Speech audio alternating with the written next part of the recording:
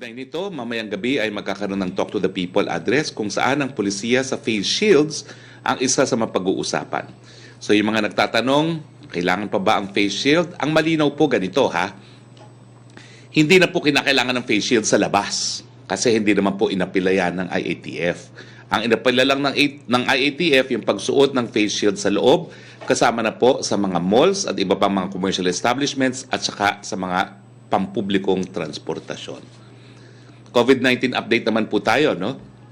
Itong ranking ng Pilipinas sa mundo ayon sa Johns Hopkins. Number 24 ang Pilipinas pagdating sa total cases. Number 23 po tayo sa active cases. Number 131 sa cases per 100,000 population. At number 90 po sa case fatality rate.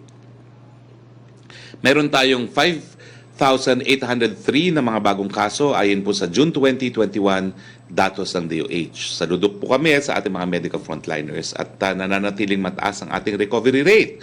Ito ay nasa 94%. Nasa 1,277,715 ang bilang ng mga nakarecover. Samantalang malungkot nating binabalita na nasa 23,621 na po ang binawian ng buhay.